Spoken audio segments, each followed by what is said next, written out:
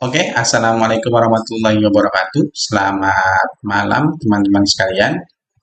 Sebelumnya perkenalkan nama saya Abdullah ya, selaku pemilik akun YouTube Surveyor Modern ya.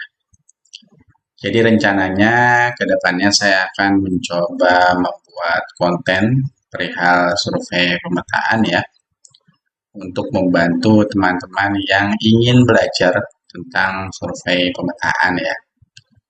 Pada video perdana saya saat ini, saya akan mencoba membagikan kepada teman-teman sekalian tentang survei fotogrametri ya, atau survei menggunakan wahana drone. Cuma drone yang kita gunakan adalah drone yang sudah bersistem RTK aku sebutnya ya. Jadi kalau aku ngomong drone untuk pemetaan, itu ada dua jenis aku sebutnya ya. Itu ada drone standar. Drone standar itu drone yang belum memiliki modul RTK seperti Phantom 4, Mavic 2 Pro, Mavic Mini dan lain sebagainya. Yang kedua adalah drone yang sudah memiliki modul RTK ya, atau sudah bersistem RTK atau PPK. Itu seperti drone Phantom 4 RTK, Mavic 3 Enterprise, Mavic 2 Enterprise, kemudian Matrix dengan kamera P1 dan lain sebagainya ya. Sebelum itu, saya akan mencoba membagikan kepada teman-teman sekalian perihal metode akuisisi data yang dapat kita gunakan apabila kita memiliki atau ingin melakukan pengukuran menggunakan drone yang sudah bersistem RTK ya, kawan-kawan. Nah, perlu kawan-kawan ketahui, dalam penggunaan drone yang sudah bersistem RTK ya, itu ada 3 metode akuisisi data yang bisa kita gunakan ya. Ini nanti disesuaikan dengan kebutuhan kawan-kawan sekalian di lapangan ya. Ini metode akuisisi data sesuai bahasaku aja ya, biar teman-teman juga mudah memahami lah. Jadi ada 3 metode akuisisi data yang kita bisa gunakan apabila kita ingin mengoperasikan drone yang sudah bersistem RTK ya. Yang pertama ini ada metode RTK atau real time kinematic ya. Jadi untuk metode ini, kalau kita membahas tentang drone DJI ya, itu kita wajib memiliki base bawaan daripada drone dari DJI, yaitu DRTK2. Dia bentuknya seperti ini ya teman-teman. Jadi kita wajib memiliki perangkat ini kalau kita ingin menggunakan metode yang pertama. Keuntungan dari metode RTK ini, jadi saat melakukan akuisisi data, si drone ini akan melakukan koreksi ke base-nya. Sehingga output foto daripada si drone ini sudah memiliki akurasi koordinatnya itu ada di level senti ya, sudah RTK lah, sudah level centimeter.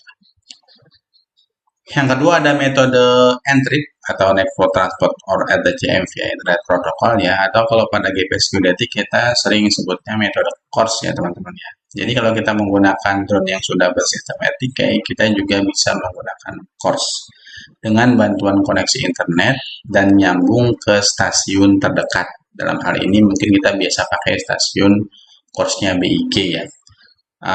Ada pula kita bisa bikin stasiun CORS kita sendiri menggunakan koneksi internet. Ada beberapa GPS geodetik yang memang sudah mendukung Entripcaster namanya ya.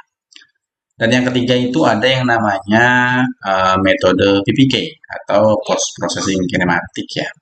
Untuk metode PPK ini kita nggak perlu memiliki base bawaan dari DJI ya, atau DRTK2. Sama halnya seperti metode Entrip ini ya. Itu tidak perlu atau tidak wajib memiliki base bawaan CDJI yaitu DRTK2. Kita bisa menggunakan GPS geodetik apapun tipenya, yang penting dia bisa melakukan logging data Linux. Itu bisa kita kombinasikan untuk melakukan akuisisi data dengan metode PPK atau Post Processing Kinematic. Bedanya dengan metode RTK dan Entry, yang output datanya sudah memiliki akurasi koordinat level senti. Pada metode PPK, kita masih memiliki akurasi koordinat itu levelnya meter ya. Nah, karena kita perlu melakukan yang namanya post processing untuk data yang terekam pada GPS geodetik di ground dan juga pada drone saat dia mulai misi ya.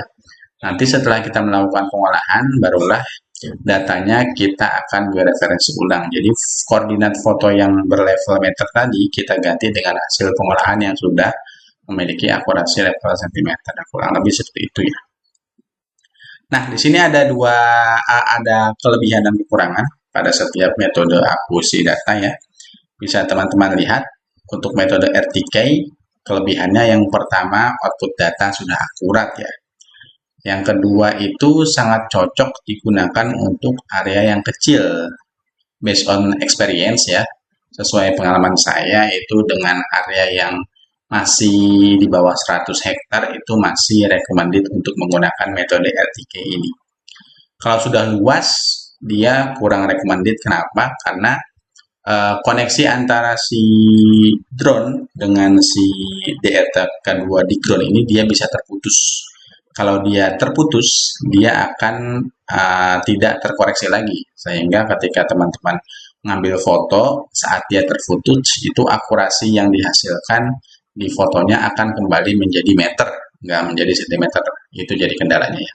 Jadi nanti ada beberapa foto yang memang bagus, ketika dia terputus dia akan jelek-jelek seperti itulah. Jadi akan campur-campur datanya. Kemudian kekurangan yaitu jarak pengukurannya terbatas. Jadi kalau kita punya area yang memang agak luas gitu, kita harus beberapa kali dirikan base. Itu efektifnya. Tidak bisa sekaligus ya. Karena saat koneksi si rover dan si drone-nya dengan si DRTK2-nya terputus, itu akan mempengaruhi akurasi dari koordinat yang dihasilkan pada foto si drone ya. Nah, kemudian yang kedua metode N-trip ya. Metode N-trip itu sama seperti metode RTK. Kelebihannya yang pertama itu data koordinat sudah terintegrasi ke sistem nasional ya. Jadi kalau kita menggunakan metode N-trip pada drone yang sudah bersistem RTK, dan kebetulan kita mengikatkan ke course milik pemerintah dalam hal ini Badan Informasi Geospasial, maka data kita sudah terintegrasi ke sistem nasional ya. Kemudian yang kedua adalah output data sudah akurat dengan level sentimeter.